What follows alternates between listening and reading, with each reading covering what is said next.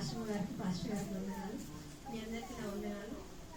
నా సాక్ష్యం ఏంటంటే, మొదటిగా ఈ సంవత్సరం అంతా దేవుడు మా కుటుంబాన్ని ఎంతగానో కాచి కాపాడింది. ప్రతి ఒక్కటి ఏది వచ్చినా కూడా ప్రతి సమయంలో తోడుగా ఉండు. నా జీవితంలో ఈ సంవత్సరంలో జరిగిన 2 సాక్షుల అద్భుత కార్యాలు ఏంటంటే, మొదటిగా ఏంటంటే నా ఆరోగ్య విషయంలో నాకు ఫస్ట్ ప్రెగ్నెన్సీలో థైరాయిడ్ వచ్చింది. అంటే నార్మల్గా చెప్పినప్పుడు అది సహజం, థైరాయిడ్ రావడం సహజం, ప్రెగ్నెన్సీలో వస్తుంది, మళ్ళీ తగ్గిపోతుంది అని చెప్పారు. కానీ నాకు వచ్చింది, కానీ నాకు తగ్గలేదు, అట్లనే ఉంది. ఇంకా ఉంటే ఎక్కువ అయిపోతుంది, ఇంకా ఎక్కువైపోతా ఉంటే డోస్ ఎక్కువ పెంచుతారు.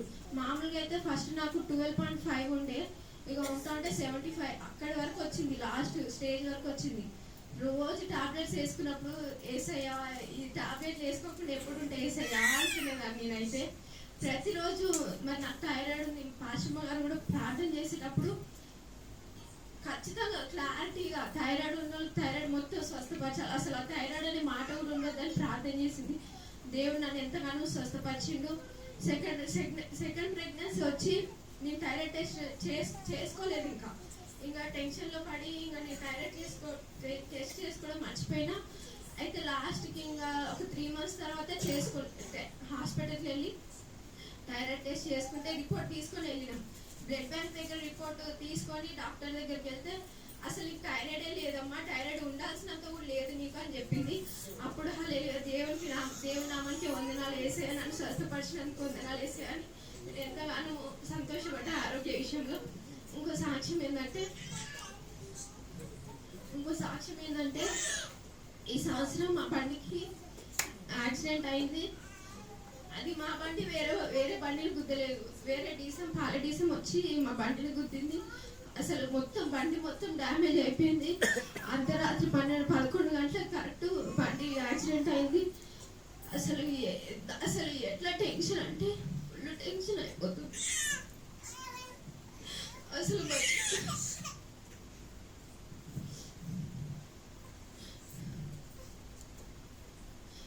మంచిగా ఉన్న బండికి యాక్సిడెంట్ కావడం అసలు ఎందుకట్లా యాక్సిడెంట్ అయింది అనుకున్నాం. అసలు అయితే ఎంత అద్భుతం అంటే, అసలు బండి నడిపేటప్పుడు మా పెద్దమ్మ వాళ్ళ ఫ్రెండ్ ఉండు వెళ్తారు. అసలు ఎంత యాక్సిడెంట్ అయిందంటే, అసలు ఆ బండికి మీరు చూస్తే ఎవరైనా డ్రైవింగ్ చేస్తే ఆ బండిలో ఉన్నారంటే చచ్చిపోయారు అనుకుంటారు, అట్లా అంత యాక్సిడెంట్ అయింది. అయినా కూడా దేవుడు వాళ్ళ ప్రాణాలు కాపాడిండు. మా కుటుంబం మీదకి ఏ కీడు రాకుండా అసలు వాళ్ళ ప్రాణాలు పోతే అసలు మేము ఇట్లా ఉండేటోళ్ళమే కాదు. అసలు ఆ బండి అసలు ఆ బండిని చూసి మేమైతే అసలు ఎంత షాక్ అయినాం. అసలు సడన్ గా ఉండి ఇంత యాక్సిడెంట్ అయింది అనుకున్నాం. అసలు అయితే మేము ఫస్ట్ ఫోన్ రాగానే అసలు ఆ బండిలో ఉన్న వాళ్ళు అసలు చచ్చిపోయారు అనుకున్నాను నేనైతే. అసలు మా పెద్దమ్మ కొడుకు అసలు ఉన్నాడా ఏమైందని ఫుల్ టెన్షన్. అసలు నాకు ఒక్కసారిగా ఆగిపోయింది. అసలు తర్వాత అన్నారు ఫోన్ చేసి, ఇంకా వాళ్ళిద్దరికి ఏం కాలేదు, వాళ్ళు మంచిగానే ఉన్నారు, చిన్న దెబ్బలు తాకినాయి అని చెప్పారు. అదే విషయంలో ఇంకో కార్యం ఏంటంటే, మరి బండి యాక్సిడెంట్ అయింది. యాక్సిడెంట్ అయినాక మరి గుద్దిన అయినా డీసీ అయినా పారిపోకుండా అక్కడ ఉన్న వాళ్ళు పట్టుకుర్రు. మరి పట్టుకోవడం ద్వారా మరి వాళ్ళతో మాట్లాడినాం, కానీ వాళ్ళు డబ్బులు ఇస్తానికి ముందుకు వచ్చారు, కానీ ఏ విధంగా నేను మరి ఆ డబ్బులు మాకు రాలేదు.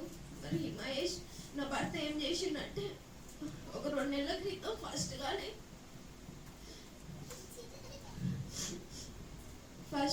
ఒక 1,00,000 రూపాయల చిట్టి వేసించు. నార్మల్ గా దేనికన్నా అవసరం వస్తుంది అన్నట్టు 1,00,000 రూపాయల చిట్టి వేసించిండు.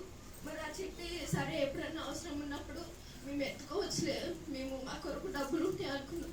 ఆ సమయంలోనే యాక్సిడెంట్ అయింది. ఇప్పుడు ఆ బండి చేపియాలని షోరూమ్ దగ్గరికి వెళ్తే 3 లక్షలు అయితే 3,50,000 అయితే అట్లయితే నేను అన్ని పార్ట్స్ వేస్తాను, మేము లేకపోతే కాదు అని చెప్పారు.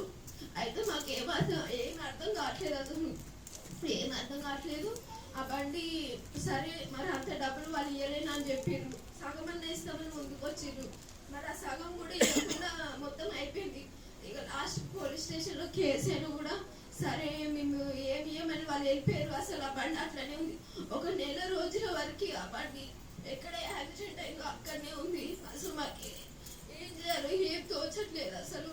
అసలు బండి లేదు, ఏం లేదు. అసలు దాని మీద దానికి అట్లా అయిందని టెన్షన్. నా భర్త కూడా ఎంతగానో అసలు ఎంతగానో డిప్రెషన్లోకి వెళ్ళిపోయింది. అసలు ఆ బండి యాక్సిడెంట్ అయింది, ఎట్లా చేతులున్న బండి ఖరాబ్ అయిపోయింది. అసలు ఎందుకు ఇట్లా అయిందని డిప్రెషన్లోకి వెళ్ళిపోయింది. అసలు మేమైతే అసలు ఆ నెల రోజులు కోలుకోలేకపోయినాం అసలు. మరి పాస్టర్ గారు జూమ్లో ప్రతిరోజు, మేము జూమ్లో లేవకపోయినా కూడా ప్రతిరోజు ప్రార్థన చేసిర్రు. మరి ఆ చిట్టి పైసలు కూడా మరి ఆ చిట్టి ఆంటీ ఇస్తా అని లాస్ట్ మినిట్లో వచ్చి ఆంటీ చిట్టి పైసలు ఇచ్చింది. ఆ చిట్టి పైసలు ఇచ్చిన తర్వాత ఆ చిట్టి పైసలతోటి 1,00,000 రూపాయలు పెట్టుకొని మరి షోరూంలో కాకుండా కూడా మెకానిక్ షాప్లో ఆ బండి అంతా రిపేర్ చేసిండు. మరి ఆ బండిని గురించి మరి ప్రతి దేవుడు చేసిన కార్యం పెట్టుకుంటున్నారు. ఈ చిన్న సాక్షి దేవుడు ఈ నిచులుగా